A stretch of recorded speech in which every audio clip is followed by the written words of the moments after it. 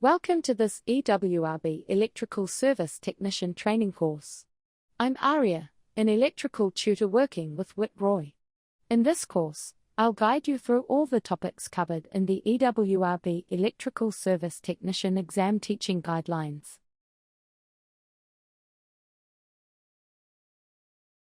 Welcome back.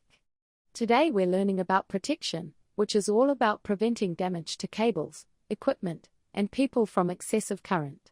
Every electrical installation must include protective devices to disconnect the supply before the circuit overheats or causes fire.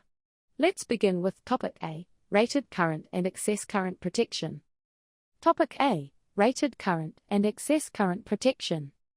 The rated current of a device is the maximum current it can carry continuously without overheating. For example, a 10-amp circuit breaker can safely carry 10 amps all day, but if the current rises higher for too long, the device must trip or blow. Excess current protection means using a fuse, circuit breaker, or relay that disconnects the circuit automatically when the current exceeds its safe limit. This keeps cables and equipment from overheating or catching fire. So, in short, rated current is what it can handle. Excess current protection stops it going beyond that safely. Topic B, the danger of excess current. Excess current can cause serious damage to both conductors and connected equipment. When too much current flows, the cable heats up. That heat can melt insulation, loosen terminations, and even cause a fire. Motors can burn out, insulation can carbonize, and switchboards can be destroyed.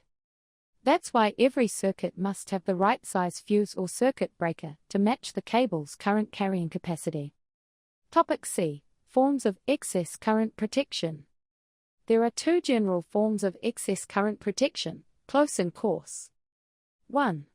Close excess current protection operates very near the rated current. It's designed to protect equipment that can only tolerate a small overload, such as control circuits. 2. Coarse excess current protection allows a short-term overload before it trips, to avoid nuisance operation. It's used on circuits like motors that draw a high current at startup. So, close protection is more sensitive, while coarse protection allows brief overloads. Topic D, Terms related to sub-circuit protection. Now let's look at some important terms that apply to protective devices. 1. Voltage rating. The highest voltage the device can safely interrupt. For example, a 500-volt fuse must never be used on a 690-volt circuit. 2. Current rating. The continuous current the device can carry without operating. 3. Utilization category. Replaces the old fusing factor and shows how quickly the device responds to overload. It tells us whether it's suitable for motor circuits, lighting, or general use. 4. Breaking capacity and kVAR rating. The maximum fault current the device can safely interrupt without exploding. For example, a miniature circuit breaker may have a breaking capacity of 6 kA, that's 6,000 amps. Topic E, Types and construction of protective devices. Let's now talk about the main protective devices used in electrical installations. 1. Semi-enclosed rewirable fuses. These are the old-style fuses found in older switchboards. They contain a short length of fuse wire that melts when current exceeds its limit.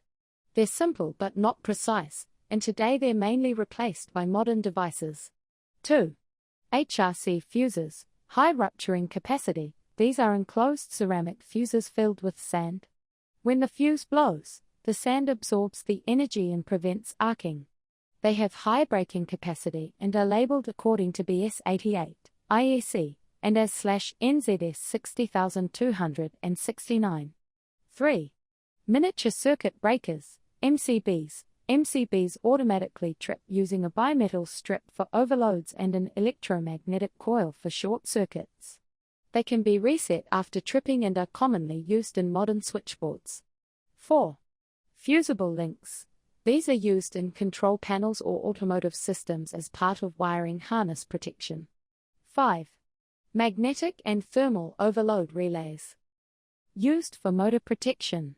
A thermal relay uses a bimetal strip that bends when heated by overcurrent, while a magnetic relay operates instantly when the current rises sharply. Together, they protect motors from both overload and short-circuit conditions. Topic F. Important terms related to protective devices. Now we'll go through some of the key technical terms you'll see in tables and diagrams. 1. Current rating, the normal working current for which the device is designed. 2. Voltage rating, the highest voltage it can interrupt safely. 3. Fusing current, the minimum current that will cause the fuse to blow. 4. Utilization category, shows the type of load the device is intended to protect. 5. Tripping factor, the ratio between the current that causes operation and the rated current. 6. Cutoff characteristic, shows how quickly the current is stopped during a fault. 7. Time versus current characteristic, the relationship between current size and trip time. Higher current means faster trip. 8. Category of duty, describes whether the device is for frequent operation, heavy duty, or light duty. 9. Discrimination, means that only the protective device nearest the fault operates, keeping the rest of the system running. 10. Backup protection, when two devices work together so one supports the other during very high fault currents. 11. Rupturing capacity, the maximum fault current the device can safely clear. 12. Prospective short-circuit current, the highest fault current that could occur if a short circuit happened at that point. 13. Earth fault loop impedance, the total resistance of the path through the active, protective conductor, and earth back to the source. This determines how quickly protective devices will operate during an earth fault. All these characteristics help us select the right device for safety, reliability, and discrimination. Summary. Let's summarize topic 8.11, protection. We covered the meaning of rated current and excess current protection, the danger of excess current to cables and equipment, close and coarse protection. Important terms like voltage rating, current rating, and breaking capacity. The construction and operation of fuses, circuit breakers, and overload relays. Key technical terms such as discrimination, rupturing capacity, and earth fault loop impedance. In short spoken form, protection is about choosing the right device to disconnect safely before heat or damage occurs. That concludes topic 8.11, protection. In our next lesson, we'll move on to topic 8.12, electrical safety, personal, where we'll focus on how current affects the body and how to stay safe while working on live or energized systems.